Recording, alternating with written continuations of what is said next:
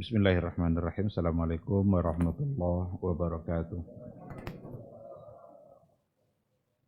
Innal hamdalillah nahmaduhu wa nasta'inuhu wa nastaghfiruh wa na'udzu billahi min shururi anfusina wa min sayyiati a'malina may yahdihillahu fala mudhillalah wa may yudlilhu falan tajida lahu waliyyan mursyida. Asyhadu an la ilaha illallah wahdahu la syarikalah wa asyhadu anna Muhammadan abduhu wa rasuluh la nabiyya ba'dah. Ikhwati fillah, hadirin hadirat kaum muslimin dan muslimat yang dimuliakan Allah. Mari sama-sama kita kembali memperbanyak ungkapan puji dan syukur kepada Allah Subhanahu wa taala. Alhamdulillah, pada malam yang insyaallah penuh dengan kebaikan dan keberkahan ini kita kembali dimudahkan oleh Allah Subhanahu wa taala untuk melaksanakan tugas-tugas agama kita. Maghrib berjamaah sudah kita tunaikan, mudah-mudahan tercatat sebagai amal saleh. Dan alhamdulillah kita duduk sejenak di majelis ilmu. Semoga kita senantiasa bersabar berada di majelis ilmu, karena saya kira godaan-godaan dan tantangannya cukup berat. Banyak orang yang tidak bisa lama-lama di majelis ilmu, tapi bisa saja berlama-lama berada di majelis-majelis yang kadang-kadang tidak bermanfaat atau majelis-majelis yang bukan majelis ilmu. Kita alhamdulillah pada malam hari ini diberikan kemudahan itu, mudah-mudahan kaki yang kita langkahkan ke rumah Allah, setiap langkah hanya dapat menghapus dosa, dan langkah berikutnya dapat meninggikan derajat dan kemuliaan kita di sisi Allah Subhanahu wa ta'ala. Man salaka tariqan yaltamisu fihi ilman sahalallahu lahu bihi tariqan ilal jannah. Siapa yang menempuh satu jalan, tujuannya adalah untuk mendapatkan ilmu, maka Allah akan dekatkan kepadanya surga. Salawat dan salam sama-sama kita ucapkan untuk Nabi kita yang mulia, Rasulullah sallallahu alaihi wasallam. Allahumma salli ala Muhammad wa ala ali Muhammad. Mudah-mudahan kita semakin mencintainya, mudah-mudahan kita semakin merindukan beliau. Kita harus mencintainya karena dia sangat mencintai kita. Kita harus merindukannya karena beliau memang sangat merindukan kita sebagai umatnya. Kita berharap mudah-mudahan cinta kita, cinta yang bisa menyelamatkan di hari mahsyar. Karena Nabi sendiri mengatakan, di hari mahsyar itu nanti, anta ma'aman ahbabta. Engkau akan bersama dengan orang-orang yang engkau cintai. Kalau benar kita mencintai Nabi, maka insya Allah di hari akhir kelak kita akan bersama dia. Mencintai beliau berarti mencintai sunnahnya. Kita suka apa yang dia suka. Kita ikut membenci apa yang beliau benci. Mudah-mudahan kita dimudahkan oleh Allah untuk istiqamah berada di atas sunnah beliau. Dan mudah-mudahan di hari mahsyar kita bisa mendapatkan syafaat, pertolongan yang tentu saja atas izin Allah Subhanahu wa ta'ala. Amin amin ya rabbal alamin. Ikhwati fillah, ma'asyaral hadirin wal hadirat, rahimani Allahu wa iyyakum. Kembali pada malam hari ini kajian tematik kita, temanya adalah mawani' ghufraniz dzunub atau mawani' al-maghfirah, penghalang keampunan dari Allah Subhanahu wa ta'ala. Allah Subhanahu wa ta'ala di dalam Al-Quranul Karim, beliau memberikan nama untuk diri dia dan sifat untuk diri dia yang sangat banyak terkait dengan keampunan. Ada namanya Ghafur, ada namanya Ghaffar, ada namanya Ghafir, ada Tawwab. Itu nama dan sekaligus itu adalah sifatnya Allah Subhanahu wa ta'ala. Maka dari nama dan sifat itu dapat kita pahami bahwa sesungguhnya Allah Subhanahu wa taala adalah Maha Pengampun, Maha mengampuni dosa. Dia bisa saja mengampuni dosa siapa saja di antara hambanya yang Dia kehendaki. Di satu sisi Allah Maha Pengampun, di sisi lain kita banyak dosa.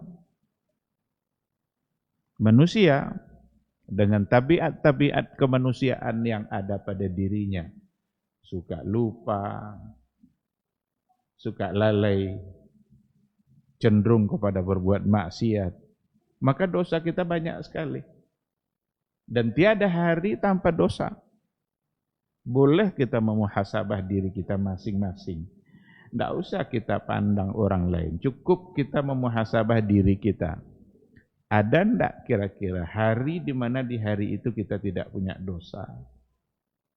Tidak usah sehari, setengah hari.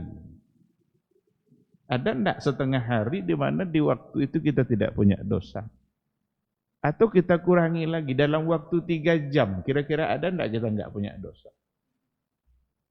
Kita coba kurangi lebih sedikit lagi, dalam 1 jam.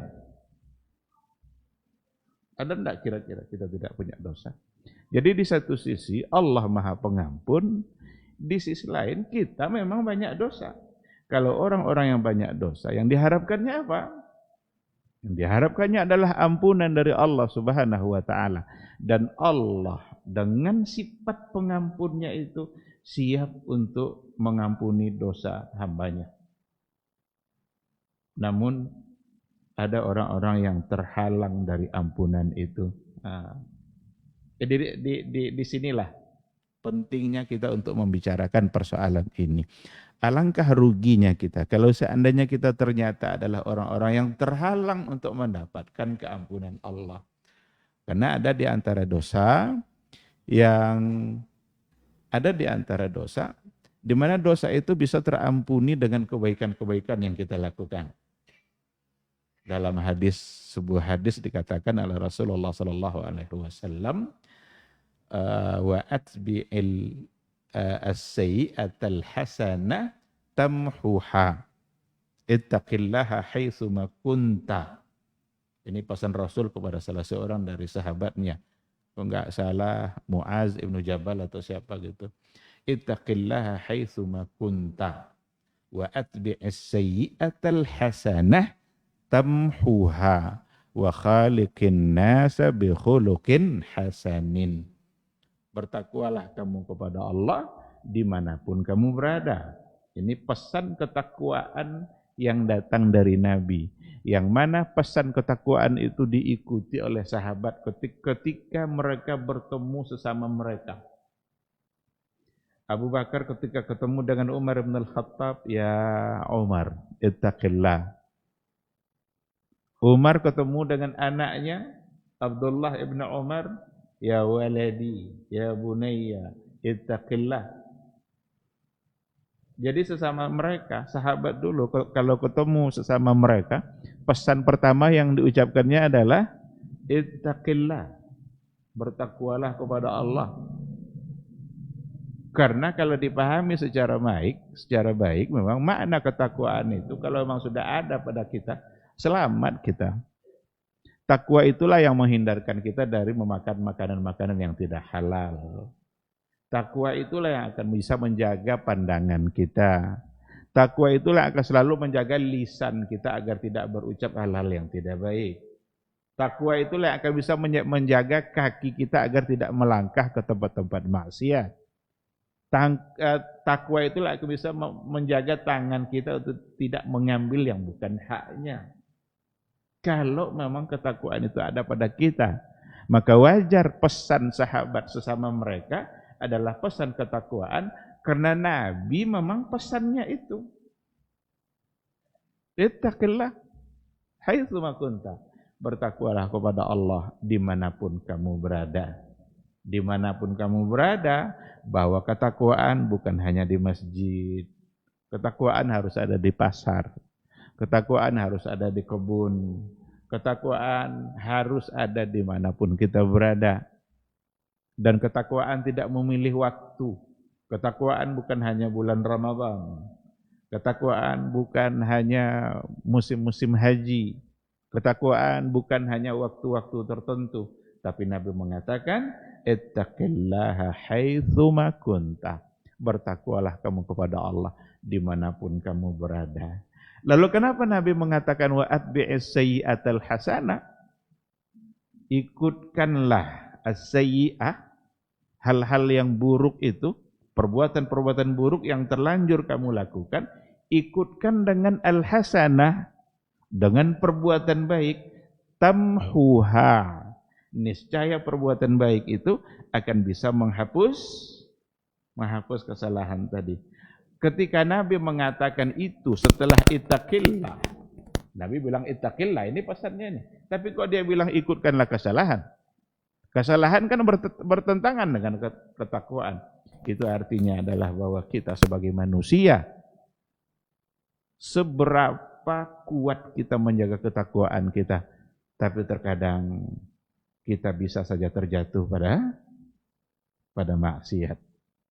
Terkadang hati kita terlalaikan oleh sesuatu sehingga kita melakukan hal-hal yang tidak baik. Pesan Nabi ittaqillah itu kita sudah coba untuk menjaganya. Tapi ketika kita berada pada lingkungan-lingkungan yang memang ketika itu tidak baik, jangan-jangan kita terjebak pula kepada perbuatan yang tidak baik. Maka kata Nabi, kalau terlanjur melakukan as-sayyi'ah, maka ikutkanlah dengan al-hasanah. Ikutkan dengan kebaikan. Maka dulu para sahabat atau para kalangan tabi'in, para ulama-ulama terdahulu banyak memberikan contoh, dan itu isyarat dari apa yang telah dilakukan oleh generasi terbaik umat dulu. Kalau terjadi sesuatu yang terlanjur mereka lakukan, kadang-kadang mereka mengiqab diri mereka sendiri. Mereka menghukumi diri mereka sendiri. Terlanjur berbuat salah, dihukuminya dirinya untuk mesti berpuasa 3 hari. Umpamanya puasa Ayyamul Bid umpamanya. Kalau terlanjur dia melakukan satu kesalahan, dipaksanya dirinya untuk bersedekah atau berinfak. Apakah berinfak itu karena sudah bersalah? Tidak juga. Tapi dia ingin mengamalkan bahwa kesalahan itu kalau terlanjur, maka ikutkan dengan perbuatan baik. Dan yang tidak pernah mereka tinggalkan ketika terlanjur berbuat salah, itu adalah beristighfar. Karena beristighfar itu adalah perbuatan baik. Ketika ada satu kesalahan, langsung astagfirullah. Astagfirullah. Astagfirullah. Diulang-ulang istighfar itu. Dan beristighfar itu berarti melakukan kebaikan setelah berbuat salah. Jadi ada kesalahan, istighfar. Karena memang itulah obat dari kesalahan itu. Kita jangankan setelah berbuat salah, setelah sholat saja. Apa kata pertama yang kita ucapkan? Istighfar. Baru kita salam. Assalamualaikum warahmatullahi wabarakatuh. Assalamualaikum warahmatullahi wabarakatuh. Astagfirullah, astagfirullah, astagfirullah. Jangankan pulang dari pasar, jangankan pulang dari tempat kerja, jangankan pulang dari tempat-tempat yang entah di mana. Selesai sholat saja, kata pertama yang terucap, astagfirullah. Kok bisa astagfirullah padahal kita baru ibadah? Kan seharusnya kan assalamualaikum, assalamualaikum, alhamdulillah. Ini enggak istighfar. Kok seperti itu? Dan Nabi yang mengajarkan seperti itu. Karena kata yang pertama adalah istighfar, dan itu 3 kali pula. Tidak pula cukup sekali. Kita memohon ampun kepada Allah Subhanahu wa taala, entah dalam sholat tadi kita khusyuk, entah tata caranya yang tidak sempurna, entah jangan-jangan kita buat sendiri tata caranya. Kita sudah berupaya semaksimal mungkin untuk menyesuaikannya, tapi kadang-kadang ada yang tidak sesuai. Sehingga kata pertamanya adalah istighfar.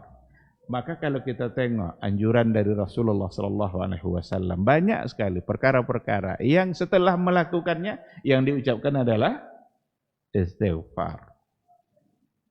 Keluar kita dari kamar kecil, apa doa? Doa yang pendek apa? Ghufranak, ghufranak, ampunanmu ya Allah. Selesai kita qada hajat, keluar.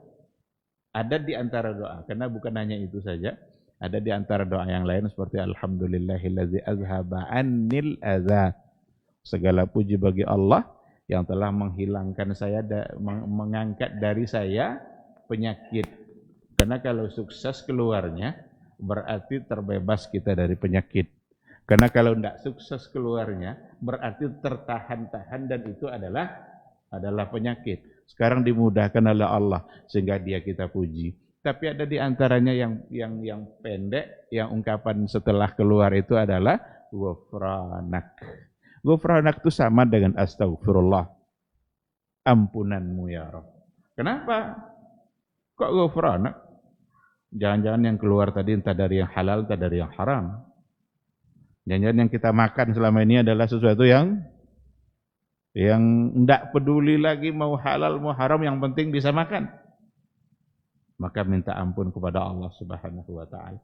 Ada analisa yang disampaikan oleh Shalih Al-Utsaimin, kenapa ungkapan itu adalah ungkapan ghufranak setelah kita qada hajat?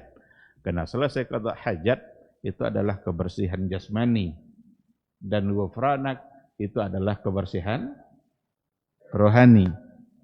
Maka selesai kita qada hajat, bersihlah jasmani kita. Dan kita keluar, kita memohon ampun kepada Allah, maka bersih pula lah rohani kita.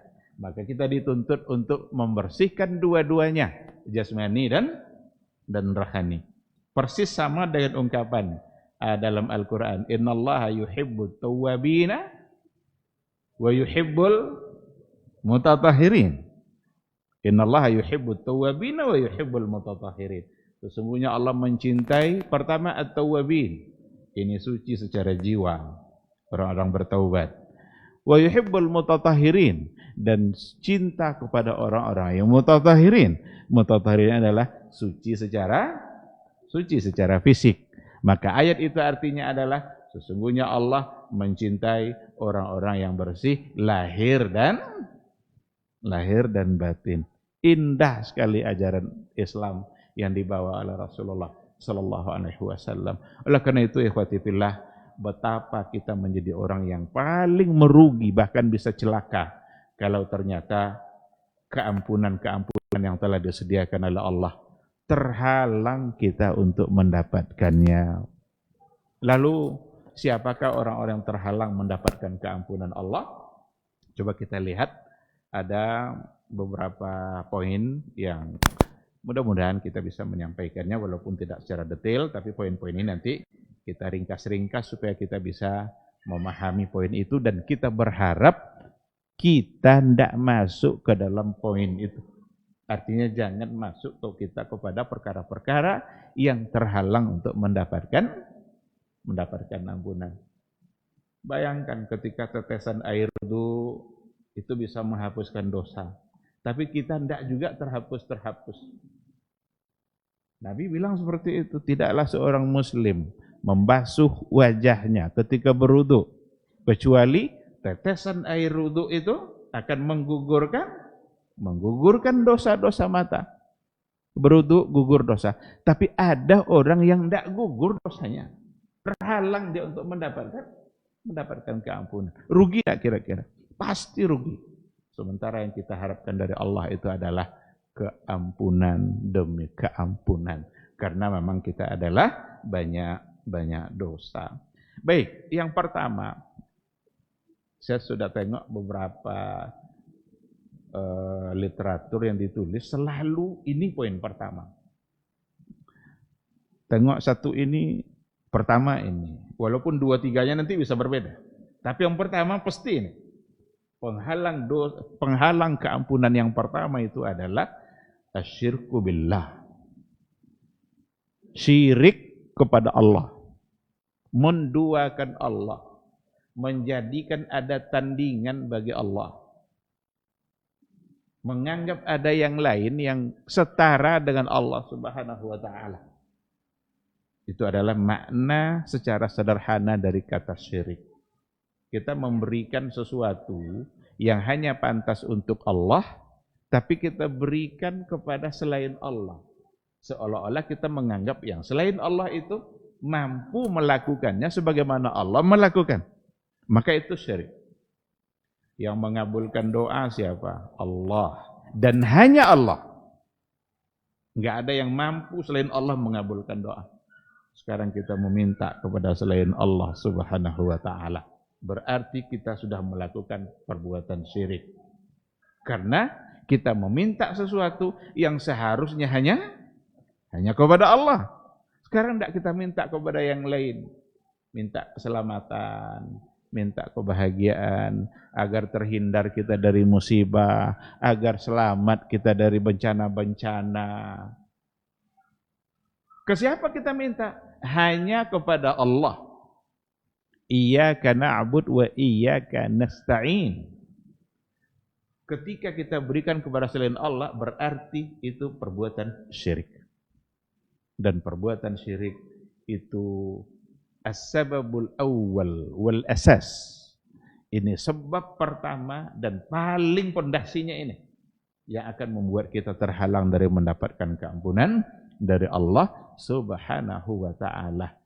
Di samping dosa kita tidak terampuni, bahkan amal-amal baik kita pun bisa terhapus.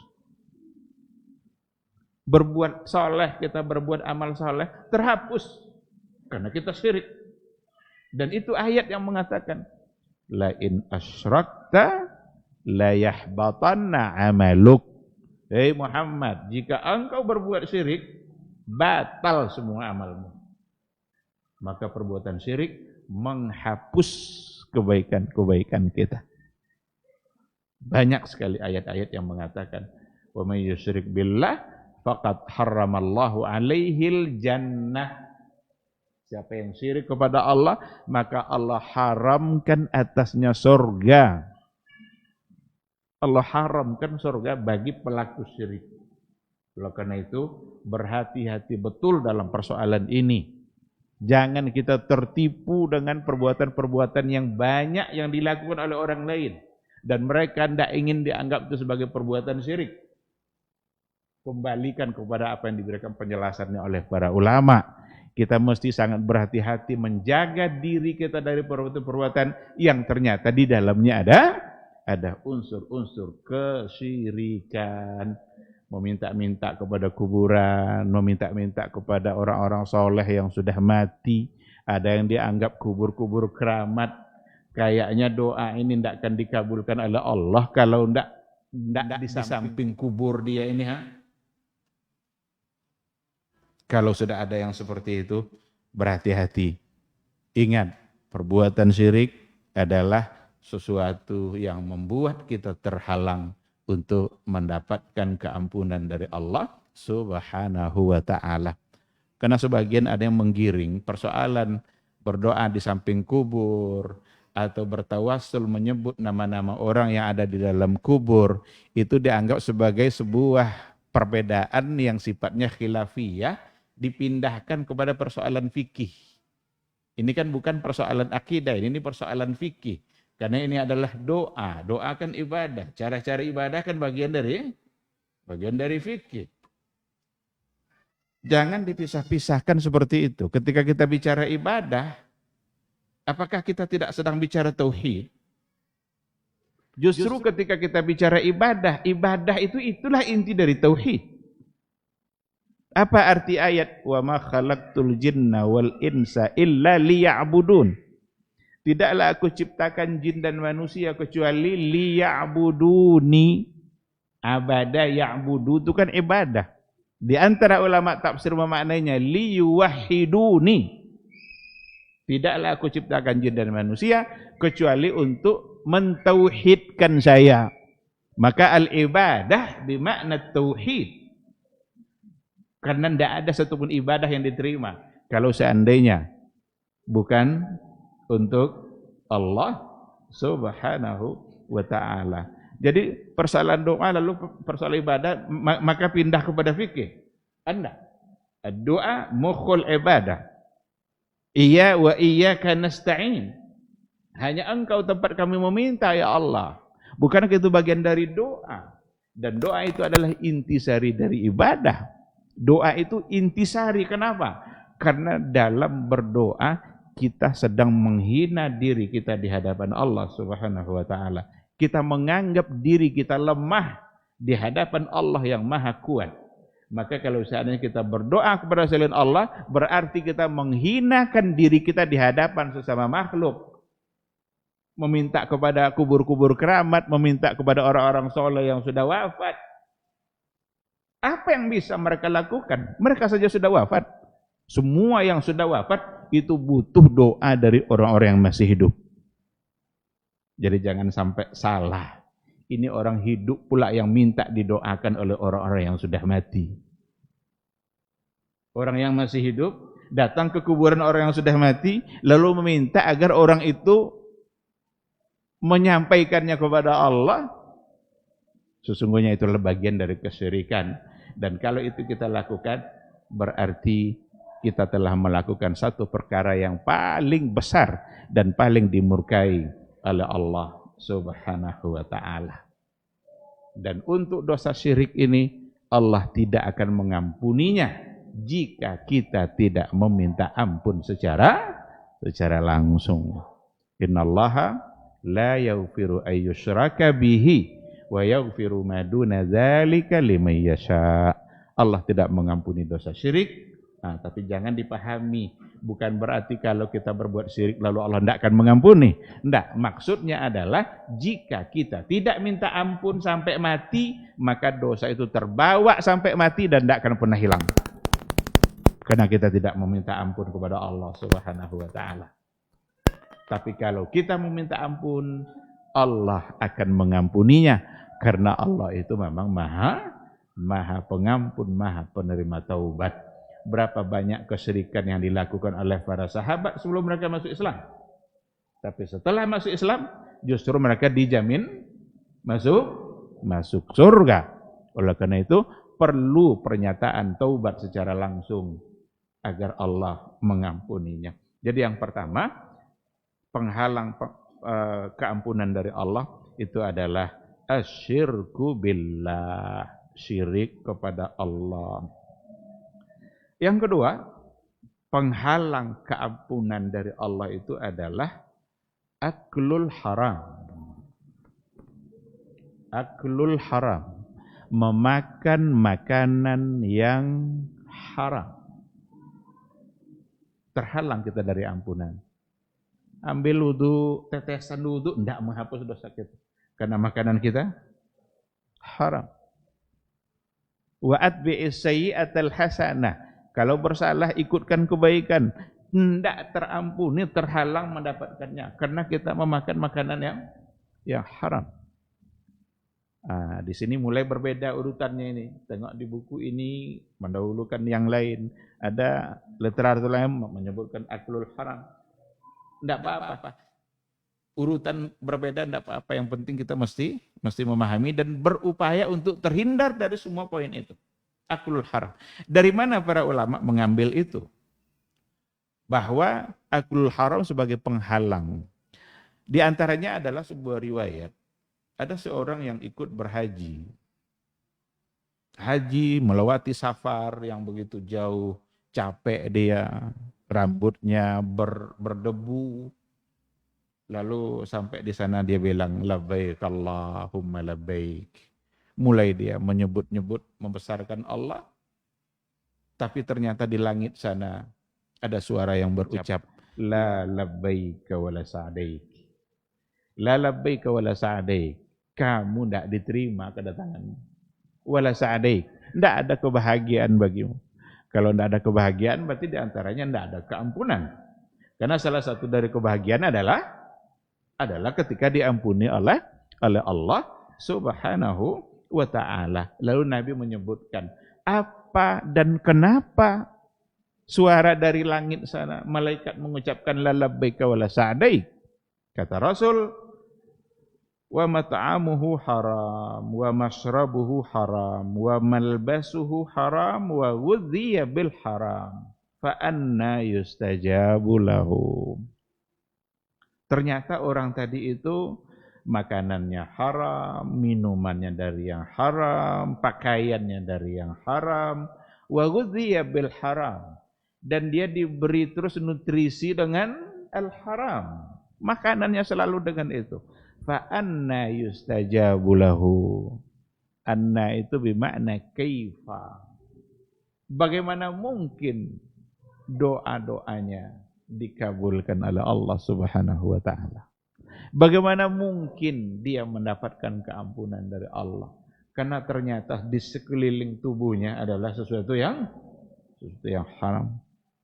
Oleh karena itu, ikhwati fillah, ini harus menjadi renungan bagi kita bersama. Bagaimana kita harus berupaya terus semaksimal mungkin agar apa yang kita makan, apa yang kita minum, apa yang kita pakai itu sumbernya harus selalu dari sesuatu yang dihalalkan oleh agama, dari sesuatu yang sesuai dengan syariat Islam, bukan dari sesuatu yang justru sumbernya adalah dari hal-hal yang diharamkan, sesuatu yang bukan hak kita, karena akibatnya adalah fatal. Bahkan Nabi sendiri mengatakan daging lahmun, sepotong daging yang kalau seandainya tumbuh dari sesuatu yang haram, fannaru aula bihi, fannaru aula bihi, maka neraka lebih pantas untuk dia. Dan ini harus menjadi renungan untuk kita dan bagaimana kita yang menafkahi keluarga kita, anak kita, istri kita.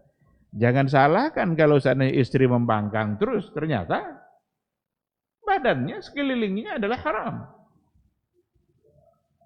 Jangan salahkan nanti anak pernah mau taat, ternyata kita sendiri yang sebagai penyebabnya.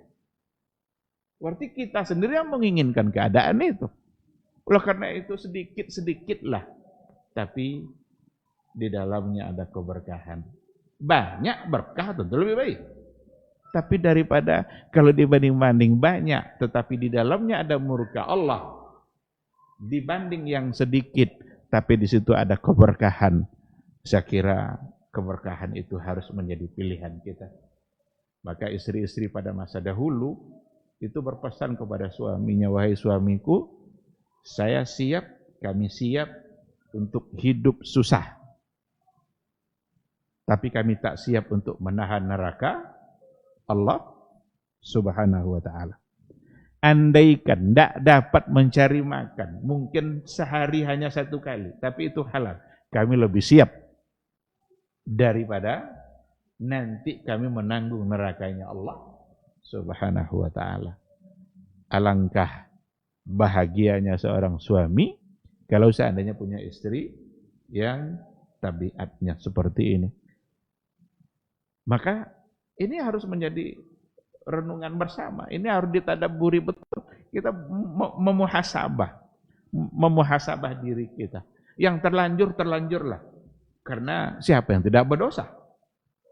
Tapi ketika kita sudah tahu bahwa itu adalah sesuatu yang salah dan itu haram, maka bagaimana kita berdoa terus kepada Allah agar dimudahkan untuk supaya kita terhindar dari melakukan hal yang sama di masa yang akan datang. Karena ketika memang segala-galanya adalah dari yang haram, fa anna yustajabu lahu. Ada sebuah syair yang menggambarkan orang-orang berhaji, kalau seandainya dia haji dan umrah ternyata tidak dengan uang yang halal. Apa kata seorang syair itu? Idza hajajta bimalin lahu sukhutun ma hajajta walakin hajjatil 'iru. Apabila kalian berhaji dengan uang yang dimurkai oleh Allah, ma hajajta, engkau tidak berhaji, walakin hajjatil 'iru, yang haji itu hanya ontanya. Kan dia haji pakai onta tuh, Ini gambar orang dulu, ontanya diterima hajinya, tapi dia ini ungkapan seorang penyair Arab menggambarkan. Berarti dari dulu sudah ada. Bukan dari dulu masa sahabat, zaman Nabi pun, karena hadis tadi adalah ungkapan dari Rasulullah sallallahu alaihi wasallam. Fa anna yustajabu lahu? Bagaimana mungkin dia dikabulkan doanya? Gimana mungkin dia mendapatkan keampunan? Oleh karena itu, sebab yang kedua adalah aklul haram. Mudah-mudahan kita semua dihindarkan oleh Allah untuk mendapatkan rezeki yang tidak halal. Rezeki yang haram. Yang berikutnya, penghalang mendapatkan keampunan itu adalah al-khusumatu wasyahna bainal muslimin. Permusuhan yang tidak berhenti sesama umat Islam. Al-khusum wasyahna, dendam. Karena sesama umat Islam itu tidak pantas untuk saling dendam. Bahkan kata Rasul, kalau seandainya man hajara akhahu fawqa thalas, barang siapa yang di situ disebutkan hijrah dari saudaranya, berarti tidak tegur sapa, menyimpan rasa dendamnya lebih dari 3 hari. Kan itu kan? Itu sudah merupakan sesuatu yang fatal di mata Rasulullah sallallahu alaihi wasallam. Bahkan akibatnya ini terhalang dari mendapatkan keampunan dari Allah Subhanahu wa taala. Dan ini diambil dari sebuah riwayat yang datang dari Abu Hurairah radhiyallahu taala anhu, qala Rasulullah sallallahu alaihi wasallam. Jadi kata Abu Hurairah, Rasul pernah berkata, tuftahu abwabul jannah yaumal itsnaini wal khamis. Dibukalah pintu-pintu surga itu setiap hari Senin dan hari Kamis. Fayaghfirullahu azza wa jalla, maka Allah mengampuni likulli abdin, semua hambanya, la yusyriku billahi syai'a, yang jika hambanya itu tidak berbuat syirik kepada Allah. Ini bisa juga dijadikan dalil untuk poin yang pertama. Jadi dibuka pintu surga itu hari Senin dan hari Kamis, maka Allah mengampuni dosa-dosa hambanya yang tidak berbuat syirik, illa, kecuali rajulan kana bainahu wa baina akhihi syahna, kecuali seseorang yang antara dia dan antara saudaranya syahna, ada permusuhan, ada dendam yang tidak selesai-selesai, ada kemarahan yang tidak bisa diredamkan. Fayaqul, maka Allah berkata, anziru hazaini, undur dulu untuk yang dua ini. Jadi undur dulu untuk yang dua ini, jangan berikan keampunan dulu, hatta yastaliha, sampai keduanya yastaliha, yastalihu, saluha, berdamai, sampai keduanya berdamai. Diulang 2 kali dalam riwayat itu, anziru hazaini hatta yastaliha, anziru hazaini hatta yastaliha. Biarkan dulu, undurkan dulu. Berarti dia tidak mendapatkan keampunan sampai dia yastaliha, sampai dia berdamai. Oleh karena itu, ikhwati fillah, bermusuhan sesama saudara kita muslim tentu itu merupakan sesuatu yang tidak wajar. Kita semua adalah mengharapkan ridha Allah. Kita semua, apa yang mau kita banggakan kalau seandainya sesama muslim saja, sesama saudara saja tidak bisa saling memaafkan. Bukankah Allah Maha Pemaaf? Allah Maha Pemaaf, tapi dia dengan saudaranya saja tidak mau untuk memaafkan. Wajarlah tidak mendapatkan keampunan pula dari Allah. Dia aja tidak mau untuk memaafkan. Oleh karena itu memang agar kita mendapatkan sesuatu yang diberikan oleh Allah, kita pantas untuk melakukan sesuatu yang dilakukan oleh Allah itu. Kalau kita mau dimaafkan oleh Allah, maka maafkan pula sesama saudara kita. Kalau kita ingin disayangi Allah, maka sayangi pula.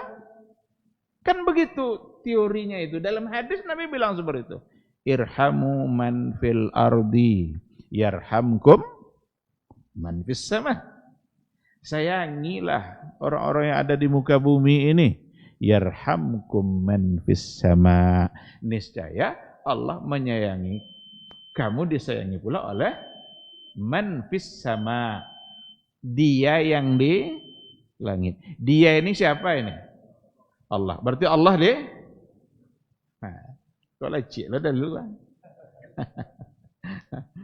Nya banyak tuh yang payah menemu. Tuhnya hadis bejibun kena banyak. Kata Ibnul Qayyim, 2000 dalil untuk membuktikan bahwa Allah di atas, Allah di langit. Itu dia bentur-bentur. Maka di langit atau di arasnya? Lah, irhamu man fil ardi, yarhamkum man fis sama.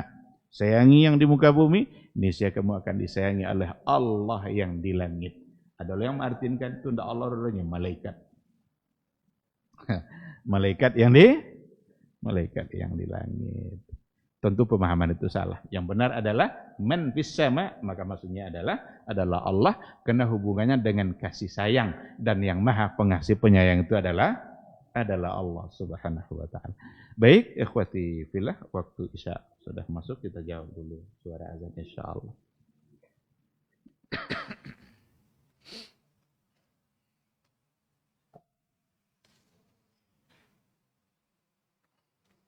Allahu akbar, Allahu akbar. Allahu akbar.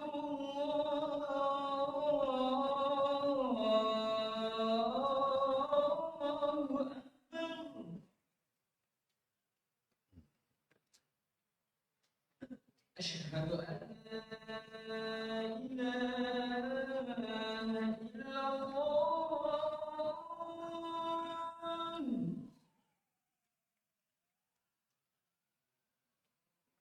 أشهد أن لا إله إلا الله.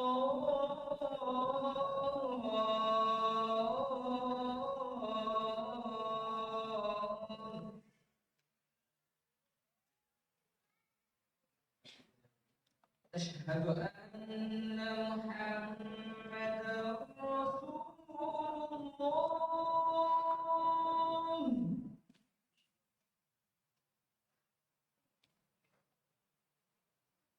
أشهد أن محمدا رسول الله.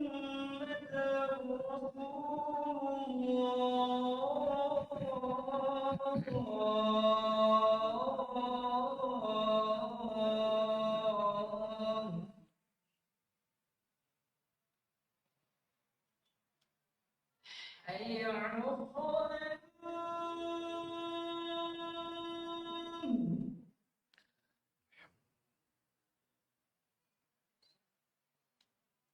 حي على الصلاة.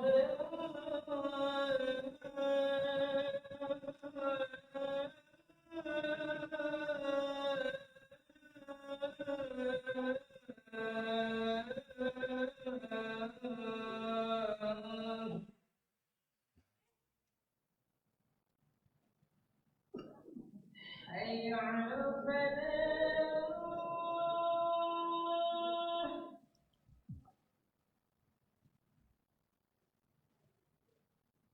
حي على الفلاح.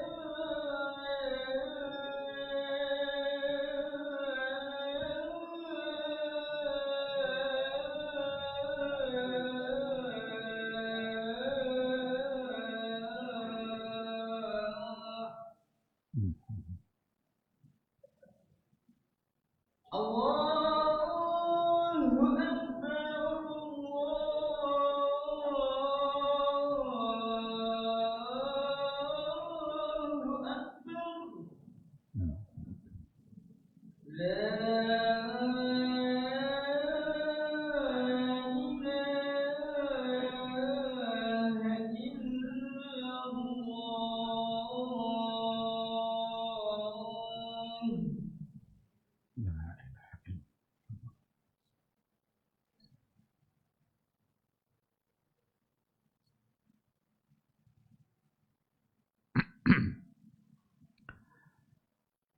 Bismillahirrahmanirrahim. Alhamdulillah wassalatu wassalamu ala Rasulillah wa ala alihi wa sahbihi wa mawala. Ikhwati fillah, ma'asyaral hadirin wal hadirat, rahimani Allahu wa iyyakum. Kita lanjutkan sedikit materi kita. Tadi kita berhenti pada al-khusumatu wasyahna bainal muslimin. Permusuhan, saling dendam sesama umat Islam. Kok bisa terjadi? Banyak perkara-perkara yang membuat kita kadang saling marah, saling membenci. Kadang persoalan dunia, soal harta. Kadang salah parkir mundur ini. Atau geser kene. Anak sekene bengir. Payah kali memaafkan. Kan persoalan dunia. Parkir mundur itu mundur, nama kan matu ada belakang. Sang ke depan bisa salah, boleh mundur. Tapi kadang-kadang karena ada sedikit lecet, enggak bisa. Anak petinju lagi gara-gara itu. Dan sulit untuk memaafkan. Atau persoalan harta. Gara-gara harta, gara-gara uang 100.000 dan lain sebagainya. Zaman sekarang ya siapa yang enggak suka uang? Tetapi jangan itu yang menjadi pangkal permusuhan yang terjadi di kalangan kita. Atau barangkali bisa saja bermusuhan gara-gara persoalan agama. Ini satu hal yang juga tidak wajar. Kita perlu untuk saling menasehati, tapi hindarkan untuk saling mencaci. Kalau menasehati itu perintah agama. Wa tawasau bil haq wa tawasau bis sabr. Ketika ada terjadi satu kesalahan atau ada perilaku-perilaku agama yang tidak sesuai, ada orang yang mengerti kalau itu tidak sesuai dan salah, maka dia perlu untuk menyampaikan. Maka kita ingin merubah perbuatan, tapi kita tidak diminta untuk mencaci maki pelakunya. Karena pelakunya saudara kita, sesama muslim. Maka jangan sampai gara-gara persoalan-persoalan seperti itu lalu terjadi pula permusuhan. Kalau itu dipertahankan dalam kehidupan kita, inilah yang akan terjadi. Dibuka pintu surga itu hari Senin, hari Kamis, semua diampuni oleh Allah asal dia tidak berbuat syirik, kecuali yang masih ada dendam di hatinya, yang tidak mau untuk memaafkan. Gimana Allah memaafkan kalau dia saja tidak menghiasi dirinya dengan sifat pemaaf? Maka jika kita ingin mendapatkan apa yang dari Allah, hiasi diri kita dengan makna-makna yang ada pada Allah itu. Anfik yunfak alaih. Berinfaklah kamu. Nanti kamu juga akan dibantu dengan cara orang lain yang berinfak. Bersedekahlah. Berarti itu menunjukkan pemurah. Maka orang juga akan mudah untuk bersifat pemurah kepada kamu. Ini semua adalah bukti, dalil-dalil yang membuktikan bahwa kita harus menghiasi diri kita dengan sifat-sifat itu. Kalau ingin diampuni oleh Allah, dimaafkan oleh Allah, maka jadi pula lah orang yang pemaaf. Baik, yang berikutnya yang terhalang untuk mendapatkan keampunan Allah, al-mujahara bil ma'siyah. Al-mujahara bil ma'siyah. Orang yang terang-terangan bahkan bangga pula dengan kemaksiatan yang dia lakukan. Dia melakukan satu kemaksiatan tapi secara terang-terangan bahkan bangga pula dengan kemaksiatan itu. Berapa banyak orang yang bangga dengan perbuatan zina yang dia lakukan? Sesuatu aib bagi kehidupannya yang harus disembunyikan, dia justru membangga-banggakannya. Itu mujaharah bil ma'siyah. Maka dalam hadis Nabi dikatakan, kullu ummati mu'afa illa al-mujahirin. Semua umatku insyaallah dapat dimaafkan oleh Allah, dapat diampuni oleh Allah, illal mujahirin, kecuali orang-orang yang terang-terangan melakukan kemaksiatan bahkan bangga pula dengan kemaksiatan yang dia lakukan. seorang ayah kadang-kadang malu dia kalau anak perempuannya belum punya apa nomor? Enggak kau kenal je laki-laki kan, enggak ada orang yang ngok kau rumahnya. Ayah lo dah malu. Kau malam minggu gini kau mainnya. Enggak kau nak pakai kalunya. Mujahara. Waspada ini. Ini satu kemaksiatan. Seharusnya bersyukur. Seorang anak perempuan terpelihara, berada dalam rumahnya. Tidak pernah hari ini sama laki-laki ini, besok sama laki-laki yang lain. Anaknya terpelihara dari itu semua. Seharusnya dia bersyukur kepada Allah karena punya anak perempuan seperti itu. Akan tidak inyo hulu. Ingat, kullu ummati mu'afah illal mujahirin. Semua umatku dapat dimaafkan oleh Allah. Karena Allah memang Maha Pemaaf. Bahkan dalam hadis kan hatta walau kana mithla zabadil bahari, meskipun sampai dosa hamba itu sama banyaknya dan buih di laut, itu Allah tetap bisa mengampuninya. Asalkan kita meminta ampun dan asalkan kita tidak melakukan sesuatu yang sebab terhalangnya untuk mendapatkan keampunan dari Allah Subhanahu wa taala. Ada seorang pejabat jujur. Kalau jujur kadang tidak banyak duit. Ada galak-galak ndak yang lain. Cuma itu jabatnya ni. Kesempatan mainnya. Ternyata ketika dia yang jadi, memang itu yang terjadi dan bangga pula dengan apa yang dia lakukan. Ingat, panduan kita adalah Rasulullah Sallallahu Alaihi Wasallam. Maka ketika Nabi kita mengatakan seperti itu, maka ketika ada satu bentuk kemaksiatan yang kita lakukan, justru tutuplah itu aib itu dan memohon ampunlah kepada Allah agar dosa kita itu diampuninya. Jangan pula malah sebaliknya berbangga-bangga dengan dosa yang dilakukan. Di mujahirin itu kan jahar. Jahar itu kan lawannya sir. Ini bismillah jahar, bismillah sir. Kalau sir kan sembunyi. Kalau jahar, mujahara berarti menjaharkan kemaksiatan. Padahal kemaksiatan itu sir. Orang mencuri diam-diam.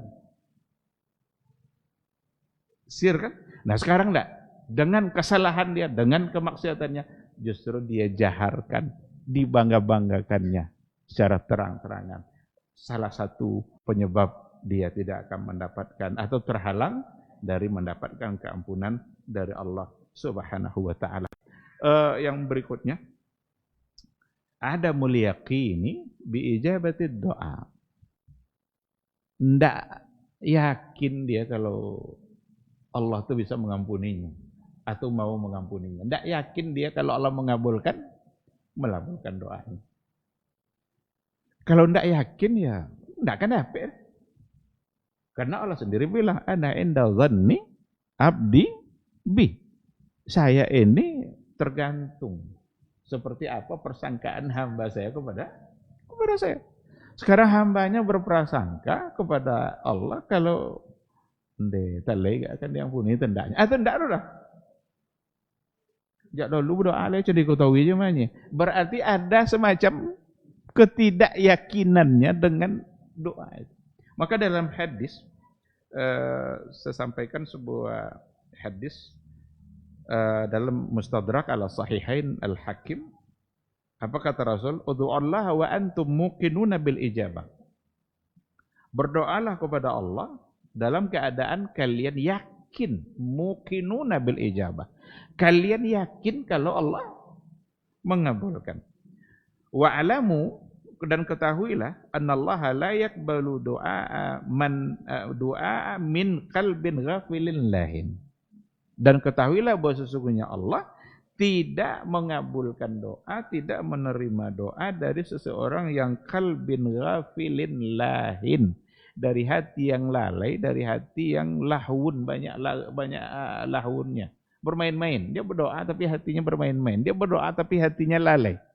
Dia berdoa tetapi hatinya tidak meyakini kalau itu akan dikabulkan oleh Allah.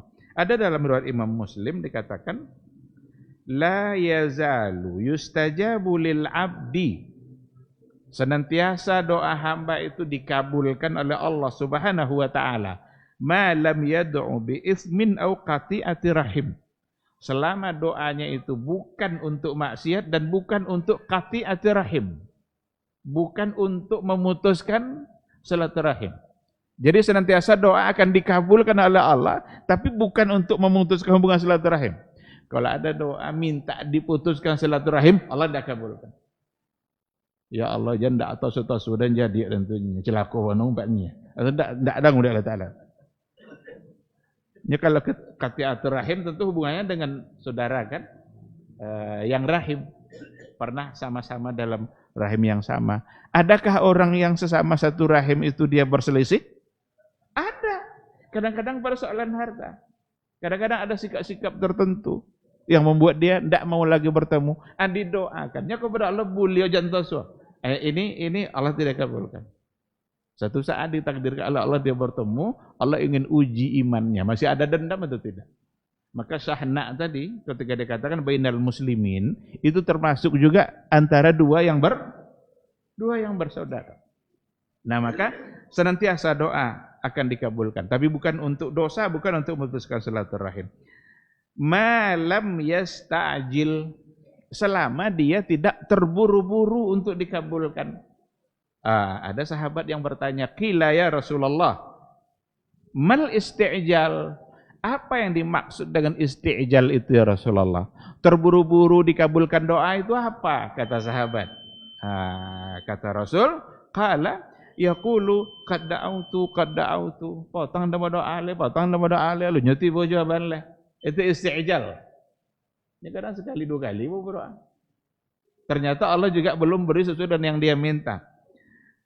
Maka kata Rasul, qad da'autu, falam ara yastajibuli. Saya tengok kayaknya Allah tidak akan kabulkan untuk saya ini. Fayastahsiru inda dzalik wa yada'u du'a. Lalu ia merasa kesal dengan itu dan ia tinggalkan doa. Itulah makna dari isti'jal.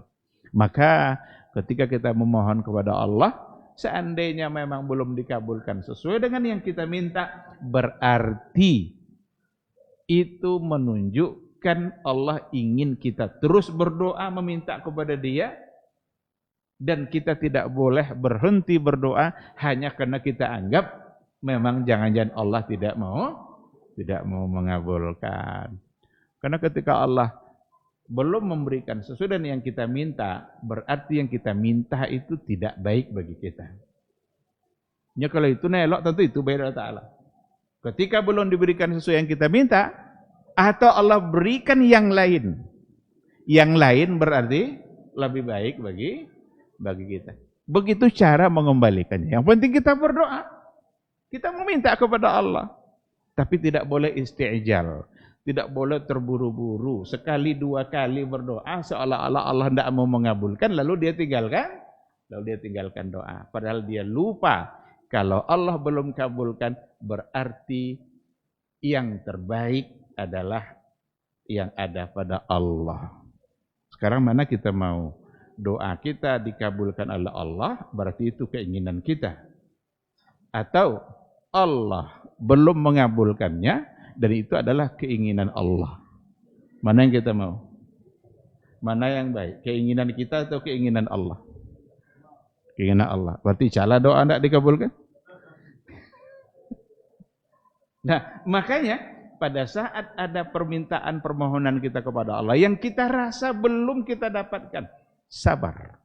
Teruslah meminta. Karena yang terbaik adalah apa yang ada pada Allah Subhanahu wa taala. Ikhwati fillah, ma'asyiral hadirin wal hadirat, rahimani Allahu wa iyyakum. Jadi jangan sekali-kali pada saat kita berdoa kepada Allah kita merasa tidak, atau Allah tidak tidak mengabulkan. Dan dengan alasan itu justru kita tinggalkan doa. Itu namanya isti'jal yang dilarang oleh Rasulullah sallallahu alaihi wasallam. Dan jangan sekali-kali kita memohon kepada Allah untuk sesuatu yang bersifat dosa atau memutuskan silaturahim. Karena itu sesuatu yang tidak pantas untuk kita lakukan. Baik, waktu kita sudah habis, saya kira sampai di sini kajian kita pada malam hari. Hah? Tunggu dulu.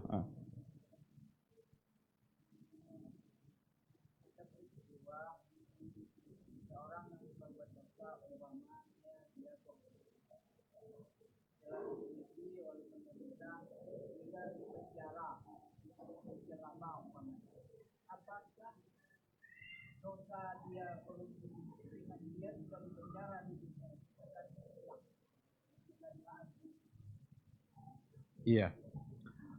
Kalau ada orang korupsi lalu dipenjara, apakah ketika dipenjara lalu berarti dosanya sudah? Kalau dia dipenjara berarti sudah dimaafkan oleh pemerintah. Pemerintah yang memaafkan.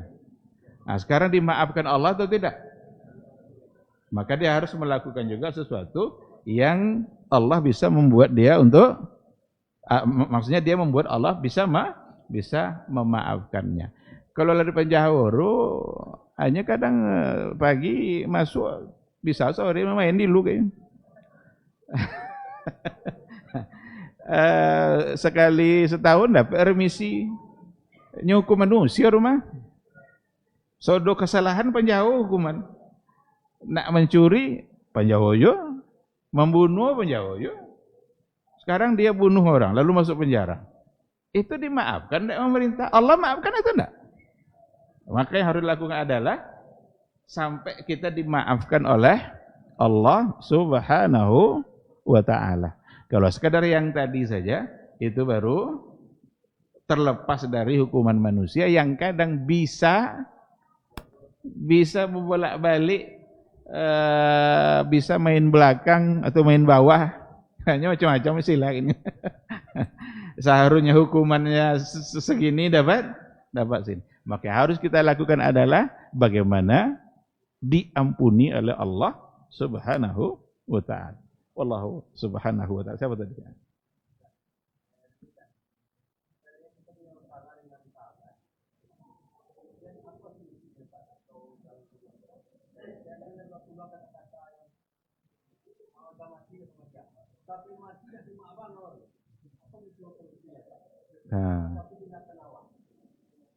Ambil cara Nabi. Kalau ada dua orang yang berselisih, kata Nabi yang terbaik siapa? Khairuhuma huwallazi yabda'u bis-salam. Yang terbaik di antara dia berdua adalah siapa yang memulai untuk mengucapkan salam. Jadi ndak ada yang salah namanya kan? Nyanyi orang lain ini salahnya dong. Jadi bukan soal siapa yang salah. Siapa yang memulai mengucapkan salam. Berarti dia yang punya hati yang lebih dulu untuk berdamai. Salam di sini ya ucapan assalamualaikum, tapi maknanya adalah bagaimana dia ingin memulai untuk berdamai. Cala ndak beda bahasa ndak ini salah, yang lain salah. Tapi dia mau memulai mengucapkan salam, berarti dia yang terbaik. Atau inyo nan tua, nang komodo. Kan dia lo mulai dia nan tua mainnya ada kadang macam itu. Masa awak lo nang kena punya gengsinya memulai, karena yang lawan jadi anak muda yang kadang-kadang oleh satu ucapan. Maka yang terbaik dia yang memulai mengucapkan salam. Siapapun yang bersalah, karena masing-masing akan menganggap lawannya yang bersalah. Tapi siapa yang sanggup memulai salam? Sekarang ada orang sampai mati tidak ada maafkan dirinya. Temuinya, assalamualaikum. Kok endaknya itu urusan dia dengan Allah. Tapi hati kita sudah bisa untuk memaafkannya. Sampai matinya dia yang berurusan dengan Allah. Karena kita sendiri sudah ingin untuk menyelesaikan dan mengakhiri persoalan itu. Baik.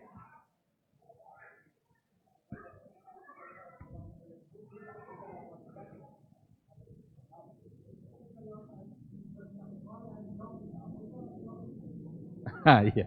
Kalau assalamualaikumnya jawabnya Waalaikumsalam. Selamat kamu selamat. Itu jawab. Kalau sabar ittaqillah. Ittaqillah, bertakwalah kepada Allah. Ini adalah sebuah nasihat.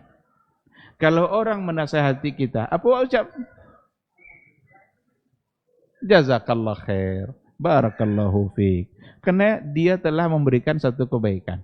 Memberikan nasihat berarti memberikan kebaikan. Ketika orang memberikan kebaikan kepada kita, berarti kita mendoakan dia yang memberikan kebaikan itu. Wallahu subhanahu wa ta'ala a'lam. Baik, saya kira cukup sampai di sini pertemuan kita. Mudah-mudahan apa yang kita bahas pada malam hari ini dapat kita pahami dan kita memohon kepada Allah Subhanahu wa taala agar kita tidak terhalang untuk mendapatkan keampunan dari Allah. Agar tidak terhalang, sama-sama kita meninggalkan perkara-perkara yang tadi sudah kita sampaikan. Karena kalau harta itu ada pada kita, maka akan terhalang pula lah keampunan itu. Semoga kita semua dimudahkan Allah untuk istiqamah, untuk tetap taat, berada di atas garis yang diajarkan oleh Rasulullah sallallahu alaihi wasallam. Terima kasih. Subhanakallahumma wa bihamdika asyhadu an la ilaha illa anta astaghfiruka wa atubu ilaik. Wassalamualaikum warahmatullahi wabarakatuh.